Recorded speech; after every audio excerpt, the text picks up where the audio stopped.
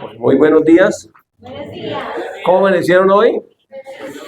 22 de septiembre. Saludamos también a las personas que se conectan a través de nuestro canal de YouTube, que nos siguen, que comparten y que de esa manera también ayudan a servir en la obra del Señor. Le damos gracias al Señor. ¿Qué tal si oramos esta mañana antes de ir a la palabra? ¿Les parece bien? Incline su rostro ahí por un momento. Si usted está viendo el video también, oremos. Porque la palabra de Dios es espíritu y cuando estamos en el espíritu podemos recibir del espíritu. Padre, gracias te damos por este tiempo, esta mañana, Señor, por tu palabra. Tu palabra dice que la exposición a ella nos alumbra, nos hace entender sabiduría, Señor. Hoy oramos que los ojos de nuestro entendimiento sean abiertos, que sean alumbrados por tu palabra, que espíritu de sabiduría y de revelación en el conocimiento de Dios nos sea dado, Señor, para que sepamos cuál es la esperanza a la cual tú nos has llamado, Señor. Así que oramos esta mañana en el nombre de Jesús. Amén y amén. Listo, aquí tenemos un título. ¿Cómo dice? Prisioneros de esperanza. Si usted llegó a Jesús, recibió a Jesús, ¿cuántos son hijos de Dios? Amén. Usted es un prisionero de esperanza. Amén.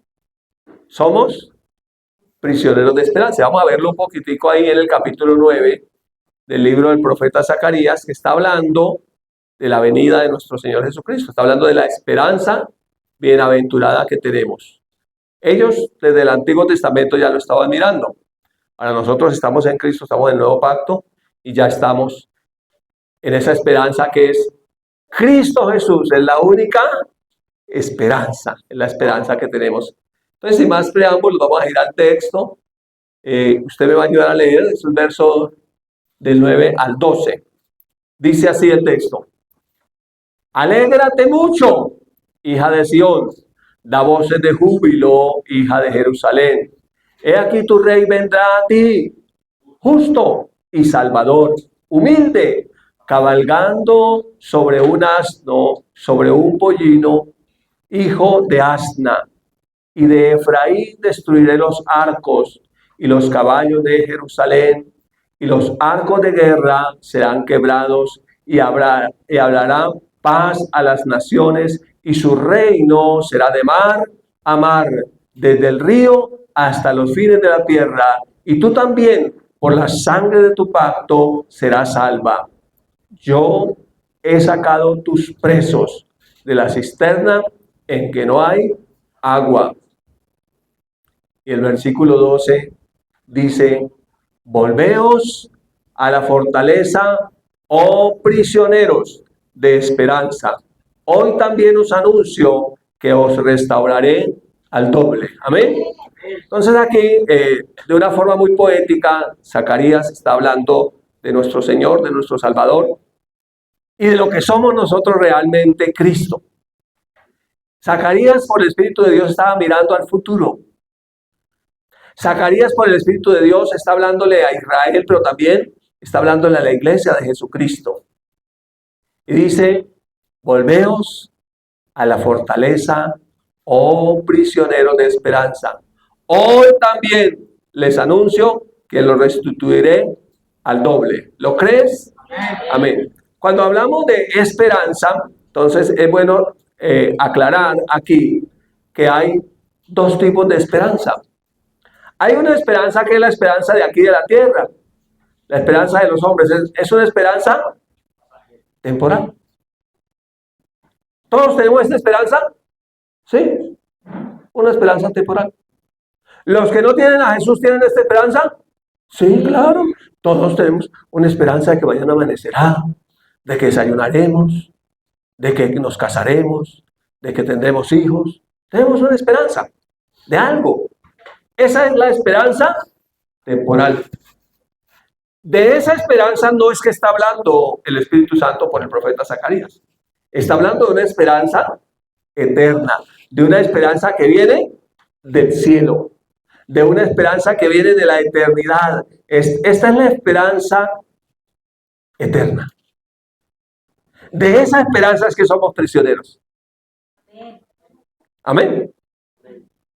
De esa esperanza es que somos prisioneros. Entonces hoy vamos a hablar un poquitico de estas dos. esperanzas, de esas dos clases de esperanza. Porque los seres humanos, pues tenemos esperanza de cosas que van a suceder. Uno tiene esperanza que las cosas pueden ser mejores, por ejemplo. Esa esperanza, ¿cuál es? La temporal, ¿cierto? Uno tiene la esperanza, si se enferma, que va a sanarse. ¿Para cuánto es la sanidad? Temporal, aquí, para la tierra. Si tiene problemas en el hogar, tiene esperanza de que ese indio, esa india va a cambiar. ¿Es una esperanza? Temporal. Entonces uno tiene una esperanza según el tiempo de aquí de la tierra, y está bien que tengamos esperanza. Pero no todo el mundo tiene esta esperanza eterna. Esa esperanza viva. Esa esperanza de la cual nosotros somos prisioneros desde el día en que Jesús nos abrazó. Desde el día en que el Padre le plació hacernos sus hijos. Y entonces cuando hablamos de prisioneros de esperanza, hablamos como de una prisión de protección. Amén. Como de una prisión que guarda para un futuro glorioso. No es una prisión para privar de libertad, sino una prisión para guardar, ¿cierto? Es una prisión para brindar seguridad al que tiene esa esperanza. Es una esperanza de preservación, es una prisión que preserva. ¿Ya están aquí? ¿Listo? Para los que no alcanzaron, estamos en Zacarías 9, versículos 9 al 12, ¿cierto? Esa es la porción de la escritura, usted la puede leer en la casa. Pero el verso 12 es el que basamos un poquito el título de la enseñanza. Dice: volveos a la fortaleza, oh prisioneros de esperanza. Hoy también les anuncio que los restauraré al doble. ¿Cuántos quieren eso? Amén. Gloria a Dios. Listo. Pensando un poquito en este tema, imaginándonos esa prisión de esperanza, estamos viendo ahí al profeta Zacarías anunciándolo, y yo me imagino una prisión así.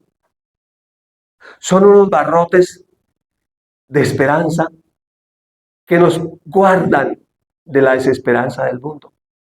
Son unos barrotes de esperanza que nos evitan caer en la tristeza de un mundo sin esperanza y sin fe, sin Dios, alejado de la promesa. Esa es una prisión que nos preserva, que nos asegura un futuro glorioso. ¿Cuántos se identifican ahí? Entonces, esta es una prisión feliz.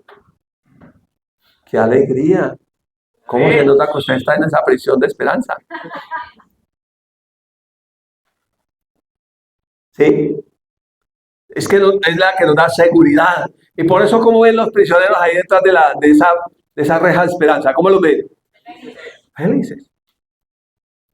Porque a través de esos barrotes de esperanza, ellos están mirando a la eternidad. Ellos están mirando las cosas que no se pueden ver con los ojos naturales. Ellos están entendiendo lo que el hombre natural no puede entender. Ellos saben que aún si se tuvieran que morir, ya tienen la victoria. Entonces, esa prisión de esperanza es la que tenemos todos los que hemos nacido de nuevo en Cristo Jesús. Y la que realmente todo el mundo necesita. Amén. La que realmente todo el mundo necesita. Entonces, mirando un poco a lo largo de la historia, si miramos al profeta Zacarías, podemos mirar en la historia que Zacarías es contemporáneo de Ageo. Ellos profetizaron en tiempos del rey Darío de Persia, unos 520 años antes de Jesús. Así es que Zacarías, por el Espíritu Santo, está mirando en el tiempo la iglesia del Señor. Pero también está mirando el remanente de Israel, porque Dios hizo de los dos pueblos uno. Y le está mirando un pueblo que es prisionero de esperanza, que tiene esa esperanza bienaventurada en el Señor. Zacarías profetizó en tiempos del rey Darío, eso es de Persia, y animó al pueblo de Israel a terminar de construir el templo. ¿Se acuerdan cuando ellos habían sido dispersos? Vuelven por la gracia de Dios y van a construir el templo. Si pensamos un poquitico, ¿cómo sería la imagen profética? Él estaba mirando así. Alégrate, hija de Sión.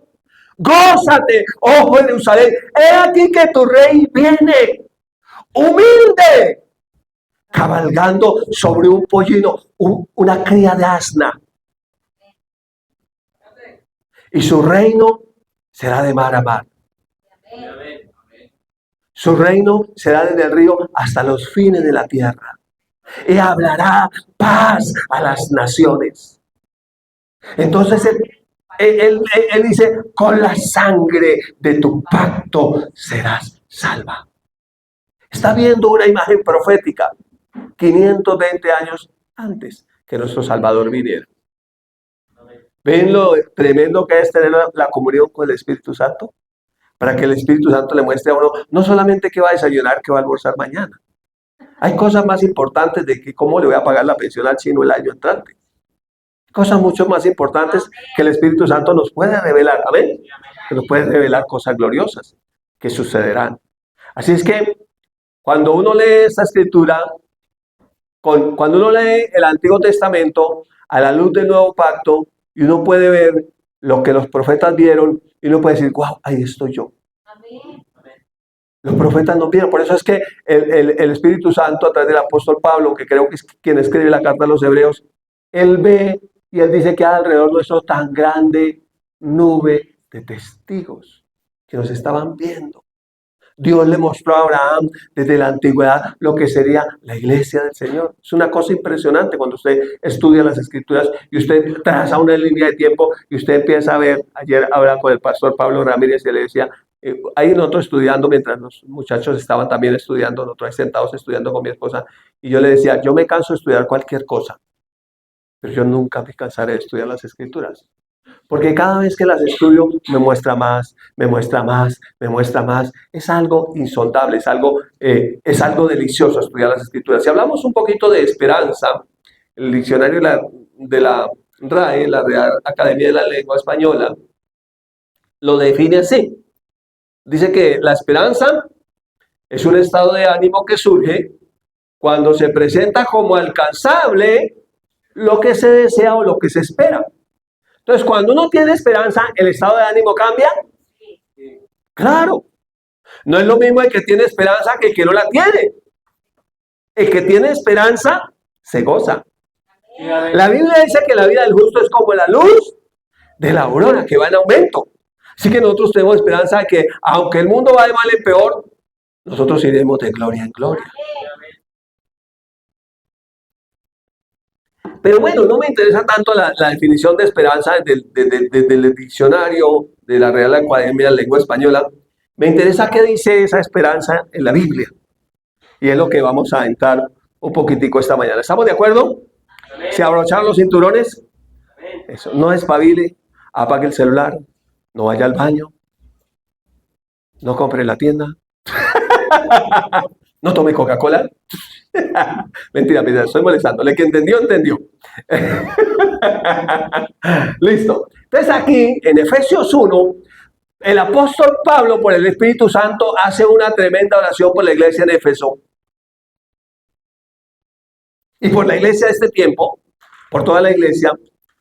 Y el capítulo 1 inicia el pasaje en el verso 15.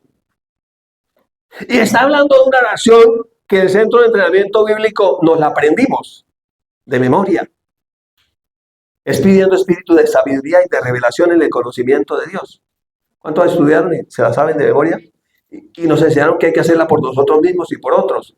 Pero cerrando el segundo capítulo, porque el primer pasaje del capítulo 1 es el saludo, el segundo pasaje son las bendiciones que tenemos en Cristo. Entonces, cerrando el segundo pasaje, las bendiciones que tenemos en Cristo, el versículo 13 dice más o menos así, dice, nosotros también, habiendo oído el evangelio de Jesucristo y habiendo creído en él, fuimos sellados con el Espíritu Santo de la promesa. Del 14 dice que es las arras de la posesión adquirida o de la herencia hasta que se manifieste la posesión adquirida, nuestra redención.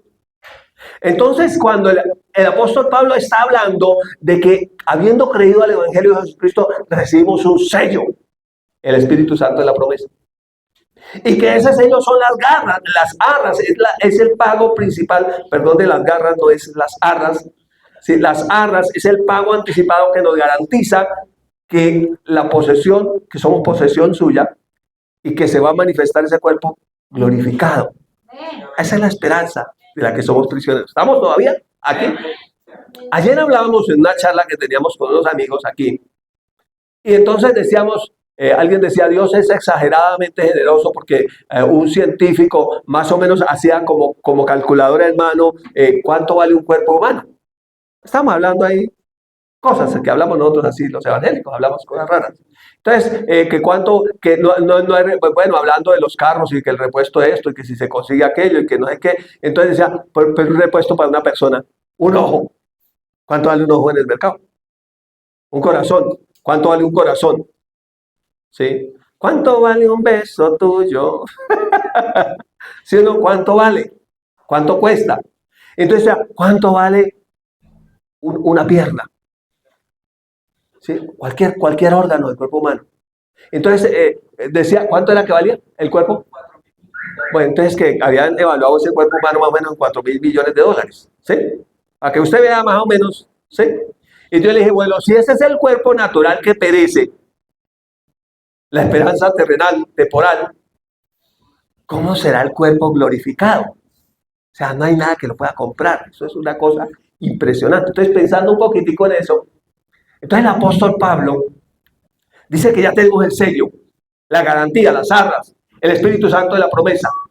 Y que él pensando en eso, dice el verso 15, y habiendo oído de vuestra fe en el Señor, la iglesia de Éfeso, y de vuestro amor para con todos los santos, no ceso de dar gracias por vosotros, haciendo memoria de vosotros en mis oraciones.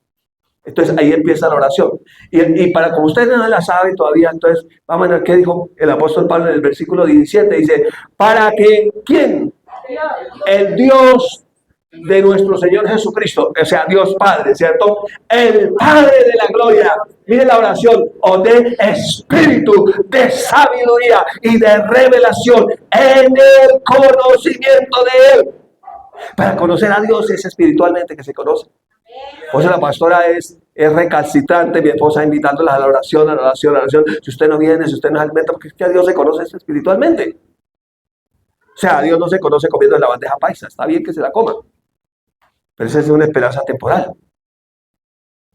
Entonces está hablando que necesitamos, y el clamor de Pablo es que nos sea dado espíritu de sabiduría y de revelación. Es una oración que se hace al Padre, ¿cierto?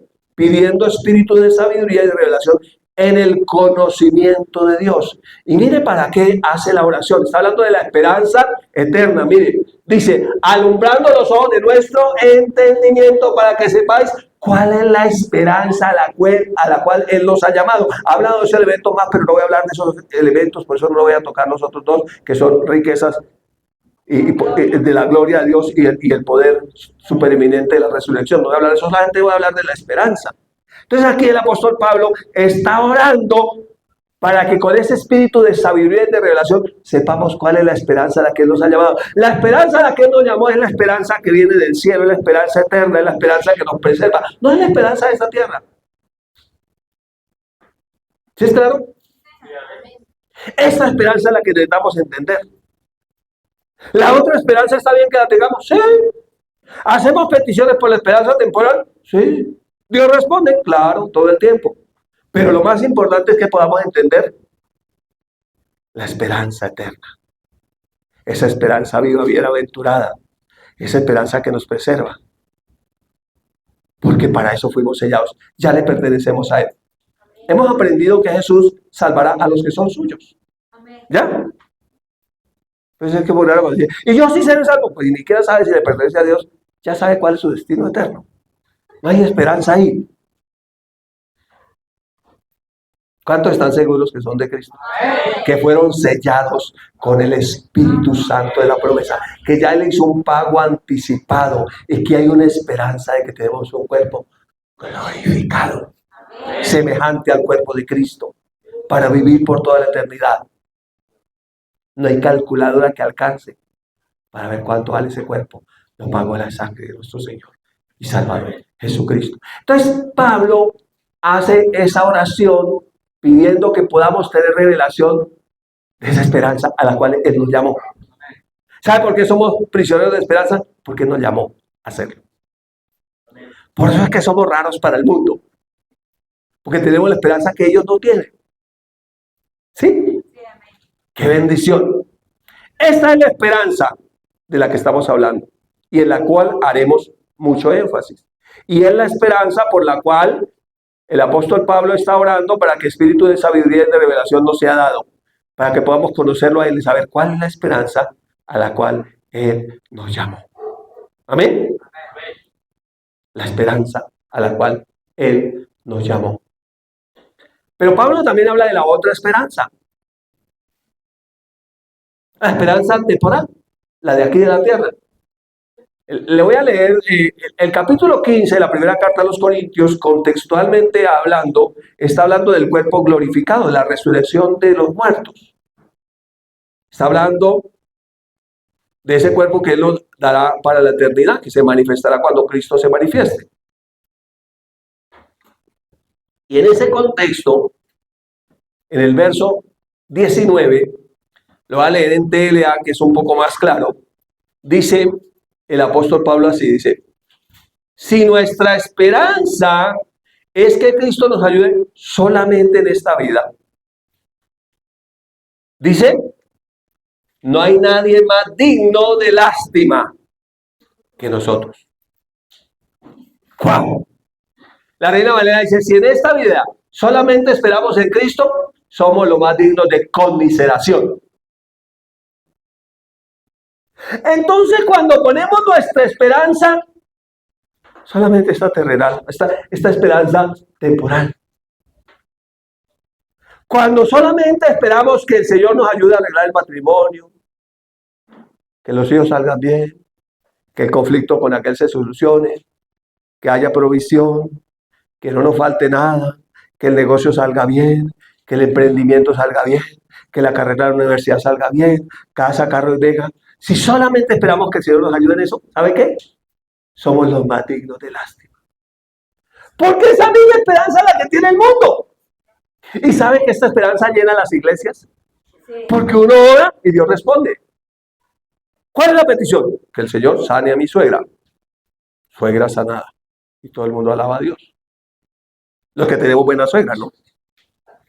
Algunos de pronto tienen otra petición en ese sentido. No sé. Otra esperanza, tal vez, no sé. Pero aquí, esta esperanza llena las iglesias. Que me salga la visa. Que pueda ser admitido en la universidad.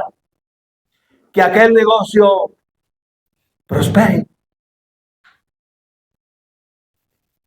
Que el matrimonio se me arregle. ¿Para cuándo? Para esta tierra. Porque dice que es hasta la muerte. Ahí en la eternidad ya no estarás casado con aquella. O no estarás casado con aquel. Ya serán simplemente compañeros eternos. Yo voy a buscar allá a mi esposa y decir, la pasamos chévere en la tierra. Ahora estamos en una mejor esperanza aquí en el cielo. Las primeras cosas ya pasaron. Pero entonces toda esta esperanza es ¿para cuándo? Para la tierra, es temporal. Y uno recibe la respuesta, se alegra por un tiempo, pero hay gente que habiendo solucionado esta esperanza, sigue sin la otra esperanza. Porque se enfermó y luego ¿qué pasó? Con el tiempo ¿qué pasó? Pues se murió. Así no se hubiera muerto enferma, pues se murió. ¿Para cuándo es esa esperanza de sanidad? Para este cuerpo temporal. El problema cuando tenga que partir, que llegue la fecha de vencimiento, es si solamente estaba en esta esperanza, entonces es más digno de lástima.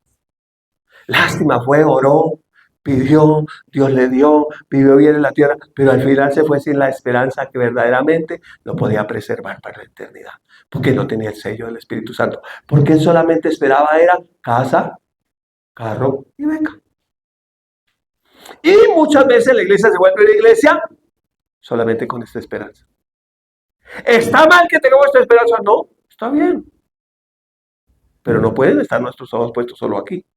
Los que vinieron el miércoles se acuerdan de una enseñanza que llama camino, propósito y destino. Estamos hablando más o menos en un sentido parecido para ver dónde está nuestra mirada, y estamos pensando que el que no conoce a Cristo, pues es normal que viva así, apegado a las cosas de esta tierra, solamente la esperanza temporal. Pero si tú ya estás en Cristo, tú tienes una esperanza mejor, más bienaventurada. Por supuesto, no sueltas esta, tiene bendición aquí en la tierra, sí. Pero yo creo que el apóstol Pablo, como nos lo muestra la imagen, se afligía, pensando que la iglesia estuviera enfocada solamente que Cristo le iba a ayudar en temas puramente terrenales y temporales, que un día serían una historia. ¿Sí? ¿Todavía están aquí? Muy bien.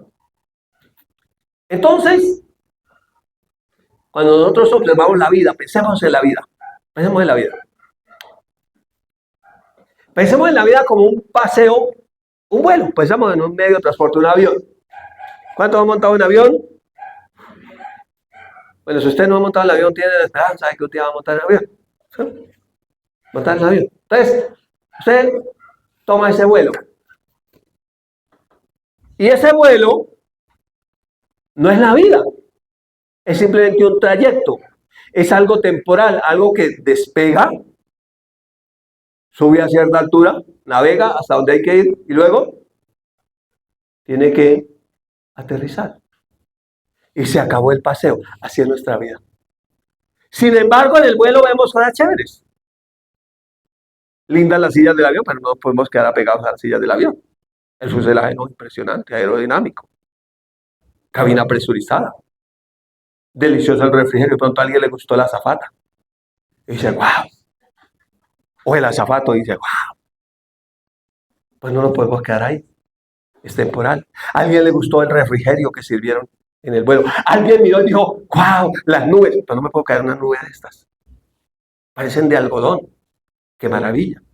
Y si de pronto hay en medio del vuelo turbulencia, entonces uno se agarra de la silla y se abrochen sus cinturones.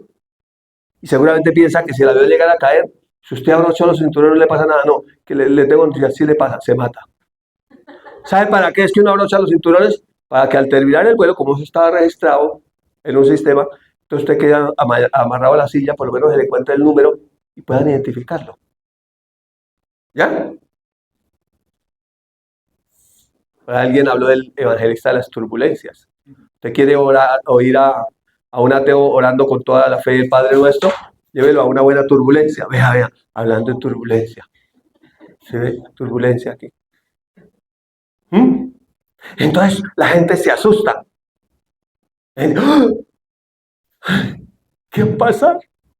Hace poco hubo un vuelo para Barranquilla, una turbulencia impresionante. La gente gritaba, oraba, ahí sí oraba. Ahí sí el ateo es creyente. El evangelista de las turbulencias lo pone así. A veces en la vida hay turbulencias y esas turbulencias traen a la gente de la iglesia. ¿Y a qué viene la gente? A buscar una esperanza temporal. ¿Cuál es la petición? Que pase la turbulencia. De todas maneras va a aterrizar. Y cuando aterrice, ¿qué va a pasar? ¿Cuál va a ser el fin? Entonces, así como ese vuelo es el mundo, uno puede enamorarse de las cosas de este mundo. ¡Wow! Las 7 maravillas del mundo. Y uno se queda, ay, no, ¿cómo me gustaría ir a la Torre Eiffel? ¿Ahí está la Torre Eiffel? Creo que es una de las 7 maravillas. No me salió. No me salió. Bueno, Machu Picchu por lo menos me salió. El Coliseo Romano. El Cristo de allá de Taj Mahal. Las 7 maravillas del mundo. Entonces uno puede enamorar de este mundo, esas maravillas. Y pegarse de ahí. Y quedarse ahí apegado como a la silla del avión, al fuselaje, ahí. Y quedarse ahí. Esa es la esperanza según el mundo. Y uno puede quedarse ahí. Y enamorarse y pegarse de ahí. Y esa es mi esperanza. ¿Sabe qué dice el apóstol Pablo? Si esa es nuestra esperanza, solamente que el Señor nos ayude en las cosas de este mundo, somos los más dignos de lástima. ¿Sabe cuál es el problema de esa esperanza? Que es temporal. Mire, uno despega cuando es joven y eso es comienza ascendiendo. Y eso el vuelo puede ser muy alto. No, eso le parece a uno que uno es la estrella resplandeciente de la mañana. Todo el mundo es bobo, menos uno. El más sabio es uno a los 20 años. No se acuerda que es el más bruto. Porque piensa que sabe todo, pero no sabe nada. Bueno, yo estoy colocando 20, no se ofenda si se cumplió 20, no. Solamente por poner un ejemplo. Estoy diciendo que estás en el vuelo más alto. No, a ver, pastor, sí. Entonces, una es la parte más alta del vuelo, el vuelo de la juventud. Ese vuelo fantástico, donde uno está descubriendo todas las cosas de este mundo. Las 7 maravillas del mundo. Y uno se enamora de todo eso. Pero llega un momento en que el vuelo ya tiene que bajar un poquitico. Y va a ser una altura media. Se llama la madurez. Y ahí en esa parte del vuelo, uno comienza a ver las cosas como, ya no soy tan inteligente. Tampoco soy tan joven. No me las sé todas. Necesito aprender esta parte del vuelo. Y uno pide, uno sigue pidiendo en la primera etapa del vuelo, en la segunda etapa y hasta en la tercera uno pide. Y Dios responde. Uno puede pedir cosas y Dios da. ¿Cuántos son testimonios aquí que Dios ha sanado, ha bendecido, ha hecho un montón de cosas Dios? Un montón de milagros que si contáramos aquí los milagros, pues no nos alcanzaría el servicio pasar cada uno de testimonio en testimonio, súbalo a las redes para que la gente venga, y eso llena la iglesia. Usted hace servicio de sanidad y milagros, llena la iglesia. Y después sale como la que tenía el tumor en el hombro, ¿no? Y entonces ese fue una, ¿no? Y entonces el Señor la sanó del tumor.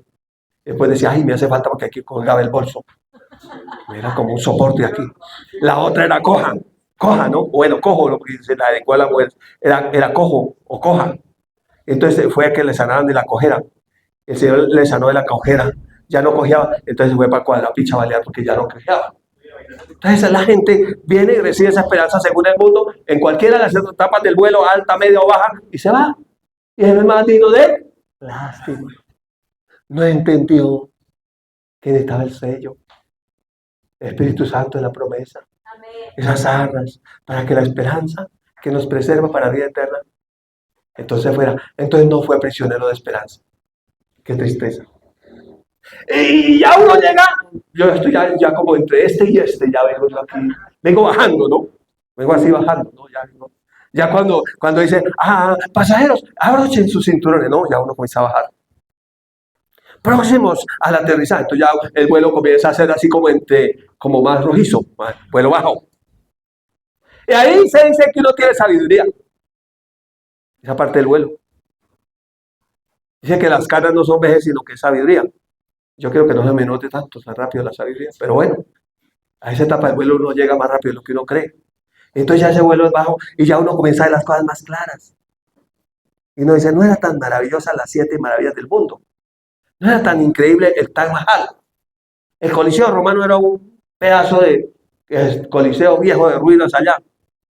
No era tan maravillosa la Torre Eiffel. No era tan maravilloso lo que yo creía que era maravilloso. Ya no lo veo tan maravilloso. Llegué a la edad que se llama ancianidad, la vejez. Y estoy viendo todo más claro. Y algunos dicen, ¿cuánto uno quisiera estar en el vuelo más alto con la sabiduría de ese vuelo bajo? Cuando no hay todas las cosas. Entonces todo esto del mundo es bonito, pero pasa. Todo pasa. Todo pasa. ¿Hay que disfrutarlo? Sí. Pero no apegarnos de ese fuselaje. No anclarnos de eso. Porque todo esto pasará. La Biblia dice que el tiempo pasa y volamos. Que nuestra vida es como la niebla que aparece por la mañana, luego sale el sol y desaparece. Que es como la flor del campo que sale y qué hermosa la flor y luego viene el sol, la marchita y su lugar no la verá más. Le tengo noticias. Somos todos pasajeros. Unos tienen un vuelo más largo, otros no tan largo como la gordita Fabiola. Se le acabó el vuelo, cumplió 61. Aterrizó. Esperamos que haya tenido la esperanza eterna, ¿no? Ojalá no la encontremos allá, en el cielo, con un cuerpo glorificado, ¿no? De pronto un poco más liviano, quién sabe, ¿no? Solo Dios sabe cómo eran esos cuerpos allá que nos va a dar a cada uno, ¿cierto? Uno no sabe, ¿no? Que de pronto quepa por la puerta del cielo, pues, fácil. No sé, alguna cosa, ¿no? Pero el vuelo pasa. La Biblia dice, el mundo pasa y sus deseos, pero el que hace la voluntad de Dios permanece para siempre. El que tiene la esperanza, el que es prisionero de esa esperanza, permanece para siempre. ¿Mm? ¿Sabe qué? El que tiene la esperanza parte a un vuelo eterno. ¿Sí? Mejor. ¿Cuántos están conmigo aquí? ¿Y lo entienden todavía? ¿Seguimos o paramos? Entonces nosotros deberíamos tener, estando todavía en este vuelo, no importa en qué etapa de esa esperanza temporal, tener nuestra mirada en la ciudad, que tiene cimientos, cuyo arquitecto y constructor es Dios. Debíamos volar en cualquier etapa de la vida, mirando allá. Dice el apóstol Pablo por el Espíritu Santo, si habéis gustado las cosas celestiales, poned la mira en las cosas de arriba, las eternas, no en las de la tierra, en las temporales. ¿Por qué peleamos nosotros? Por las temporales. ¿Por qué no ganamos enemigos aquí en la tierra? Por las temporales. ¿Cuáles son nuestros conflictos matrimoniales? Las cosas temporales. ¿Cuáles son nuestros conflictos padres e hijos? Las cosas temporales. Y todo nuestro problema es porque estamos aferrados a la esperanza temporal, pasajera, al fuselaje de algo que aterrizará y ahí quedará. Si no es que en la turbulencia, antes de cumplir todas las etapas del vuelo, cae. No sabemos, ¿cierto? Pero todos nuestros conflictos son porque nuestra esperanza está puesta solo aquí. Somos los más dignos de lástima, dice. ¿Y por qué pelearon? No es que está gastando la plata, no es que la plata, y la plata, y no me da, y si me da, y no sé qué, y tal.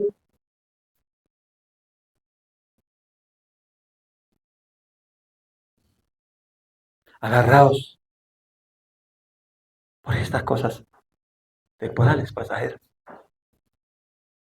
Sin entender que aquí estamos de paso.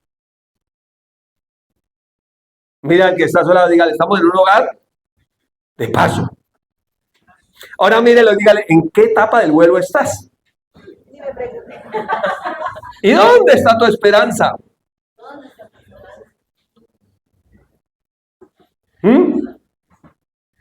¿Dónde? ¿Será una esperanza viva o una esperanza muerta? ¿Se ve? Entonces nos toca que reflexionar. Por eso es que el Evangelio es práctico para la vida diaria. Si nos volvemos religiosos, dañamos todo. Dañamos todo. El religioso se apega a las cosas de acá. Mi posición es que no me tuvieron en cuenta, es que no sé qué, y no me pusieron allá. ¿Y por qué esa gente que hace tan poquito tiempo llegó la ponen a predicar y a uno que aquí es dinosaurio de la congregación, no lo ponen a uno? Uno que ya está en la tercera etapa del pueblo allá no lo ponen. O llegan esos chinos con gafas y sí los ponen.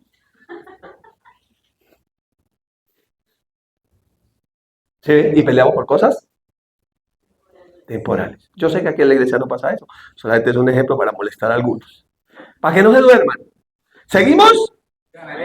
Ay, Dios mío, yo quisiera no terminar. El apóstol Pedro también habló de esa esperanza según Dios. De esa esperanza que poéticamente el profeta Zacarías dijo que somos prisioneros de esperanza.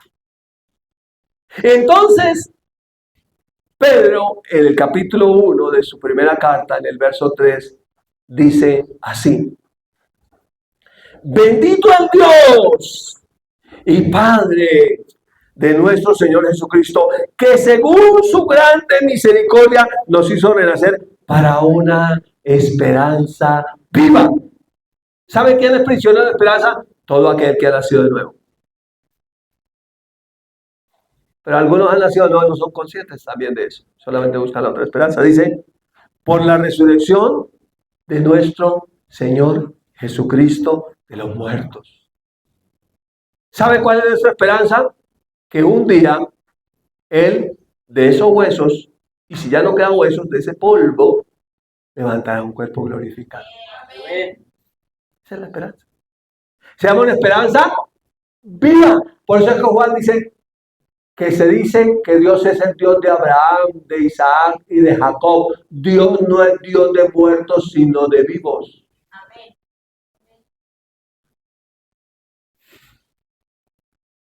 ¿Sí? Le pregunta el Espíritu Santo al profeta, ¿vivirán estos huesos? No sé, Señor, tú lo sabes. ¿Sabe por qué vivirán? Porque están sellados. Si fueron sellados aquí, habrá vida allá, habrá esperanza. Entonces Pedro está hablando de la esperanza viva, de la esperanza bienaventurada, de la esperanza que nos preserva para la eternidad. Pero si miramos en la carta a los Hebreos, en el capítulo 11, está la galería de los héroes de la fe. Creo que lo escribió el apóstol Pablo. Otros piensan otra cosa, usted piensa otra cosa, tranquilo, no pasa nada. Pero cuando abre el capítulo 11, explicando lo que es la fe, dice, es pues la fe, la certeza de lo que se espera. ¿No es eso esperanza? Sí. La convicción de lo que no se ve. ¿No es eso esperanza? O sea que fuimos salvos en la esperanza.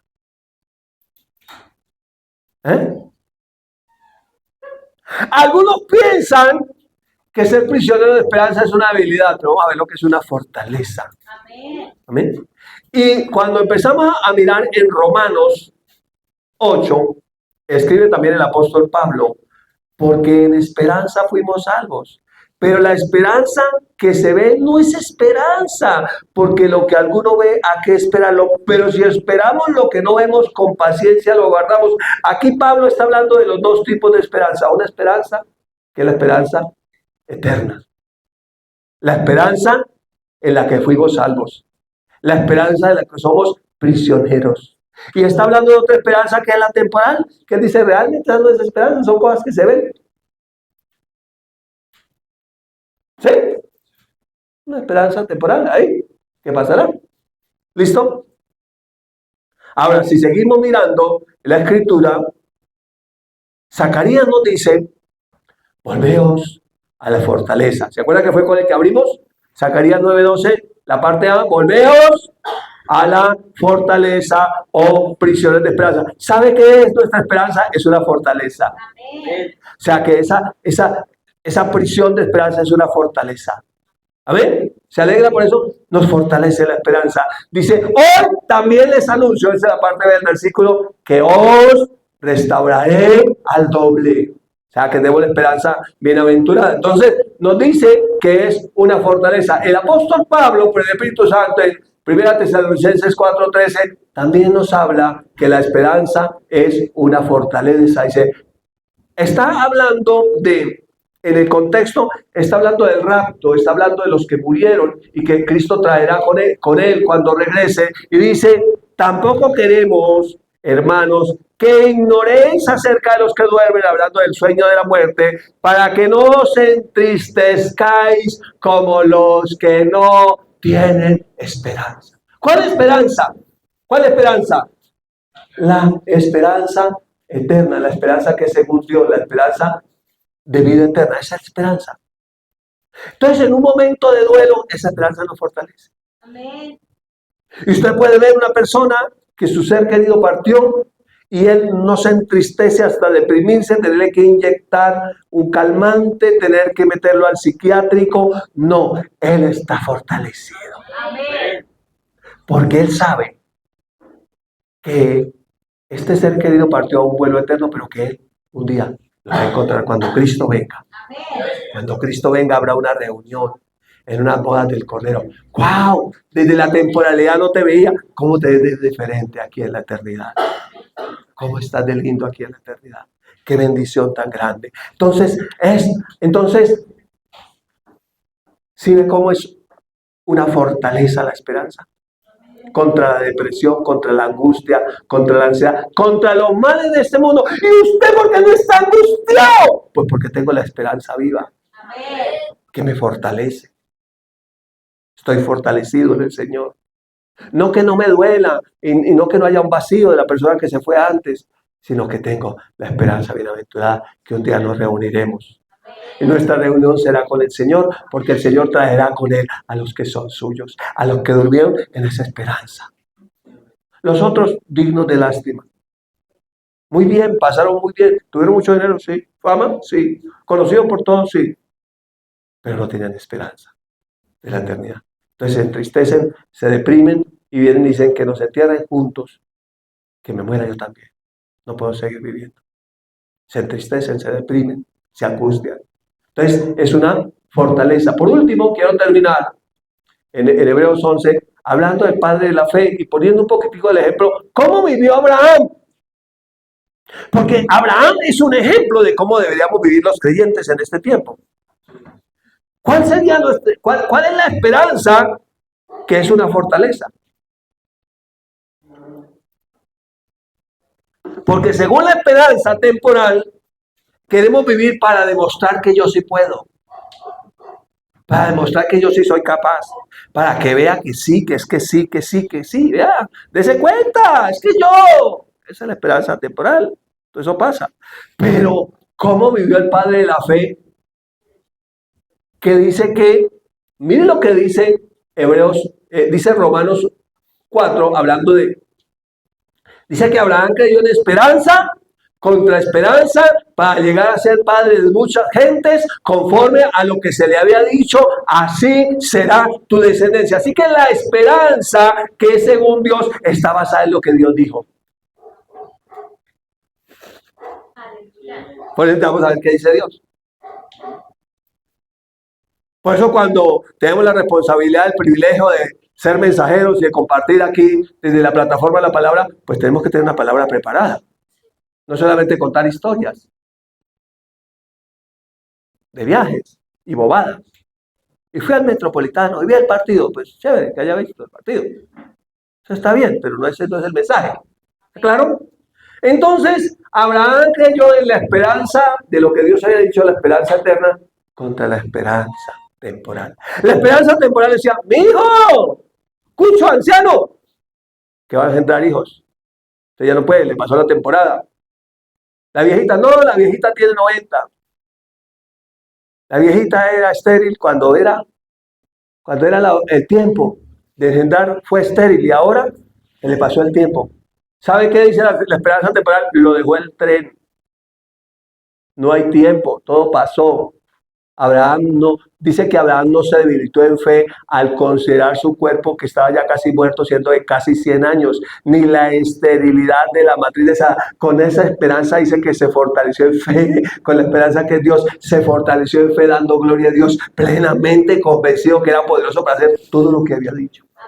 Así que Abraham, como tenía la palabra que Dios le había dicho, no la tenía guardada en la biblioteca, no había bibliotecas en el tiempo, la tenía en su corazón. Entonces fue fortalecido. Por eso es que Pablo dice que mi debilidad, Él me fortalece. Amén. Por eso la Biblia dice, diga el débil, fuerte soy. Esa es la esperanza que nos fortalece. La gente no la puede entender. Usted tiene que ir a esa reunión y no hay algo mejor que hacer el día del amor y la amistad que irse para allá. Porque no tienen esperanza. Porque están mirando solo lo temporal. ¿Sí? Abraham, ¿cómo vivió Abraham? La carta a los Hebreos nos habla en el verso 8, capítulo 11, por la fe Abraham, siendo llamado, obedeció para salir al lugar que había de recibir como herencia y salió sin saber a dónde iba. ¿Sabe que Dios es chévere? Porque Dios no le cuenta a uno toda la historia de una vez. Dios le da a uno un poquito a ver si obedece. Él le da una parte. A ver si tiene confianza y obedece. Y el problema cuando la promesa no se cumple es que uno se queda ahí. ¿Alguien vivió en el campo? ¿Usted sabe lo duro que es jalar un burro? Una vez se parece un burro y lo está jalando la promesa y uno está ahí resistido y no quiere dar el paso porque no sabe para dónde va y está. El que va adelante sí sabe. Déjame. El que lee la promesa sí sabe. El que te llamó sí sabe. Y Amén. entonces uno se queda ahí, pero no, Abraham. Cuando usted lee Génesis 17, ¡wow! Y lo llamó una ciudad pagana, Ur, de Caldea. Y le dice, sal de tu tierra y de tu parentela y de la casa de tu padre a la tierra que te mostraré. Y haré de ti una nación grande y te bendeciré y será bendición y bendeciré a los que te bendijeren, a los que te maldijeren, maldeciré y serán benditas en ti todas las familias de la tierra. Y dice, y Abraham salió.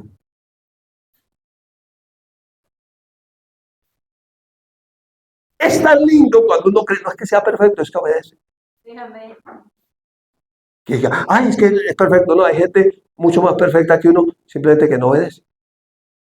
Entonces él salió sin saber a dónde iba y le alcanzamos a tomar la selfie, mire. Salió con familia y todo. ¿Para dónde Abraham? No sé. Solo sé que Dios va delante de mí. Solo sé que Él me llamó. Solo sé que el que me llamó sabe. Y eso para mí es suficiente. Yo voy porque Él me llamó. Ah, pastor, ahora que usted es pastor, que Dios te llamó. La gente no entiende eso. Alguien dijo por ahí, no, fue que hicieron un negocio que le iban a ascender a pastores y entonces se venían para acá. Nunca les dijimos que vinieran para acá los pastores de jóvenes. Nunca, jamás. Dios lo sabe. Pero el que sabe les dijo que vinieran para acá. A mí también me había dicho, pero pues, dejemos a ver si obedecen o quedan así. Porque hay más lugares donde ir. Usted sabe que aquí hay más lugares donde ir. Y más chéveres que acá. El tema es, ¿a dónde te llamó Dios? Amén. Porque el problema es que uno está en el lugar equivocado. Equivocado. Caminando en la dirección incorrecta. Ahí no se va a cumplir el propósito. Hay un propósito, hay un llamado y un lugar. Y me gusta mucho lo que sigue diciendo. Dice, por la fe habitó como extranjero en la tierra prometida, como en tierra ajena, morando. Eso cuando dice carpas o tiendas, en tiendas con Isaac y Jacob, coherederos de la luz, eran carpas. Él vivió en la tierra prometida. Yo aquí estoy de paso. No me voy a pegar a esta tierra. Vivió como extranjero. Los hijos también vivieron como extranjeros. ¿Esta es la tierra que nos prometió? Sí. ¿Tierra buena? Sí. ¿Tiene mucha riqueza? Sí. ¿Tenemos ganado? Sí. Muchas cosas. ¿Podemos hacernos un tremendo edificio? No, hagamos una humilde carpa porque esto aquí es temporal. Tremendo ejemplo de vida. ¿Por qué no? ¿Por qué vivió de esa manera? Porque esperaba la ciudad que tiene fundamentos, cuyo arquitecto y constructor es Dios.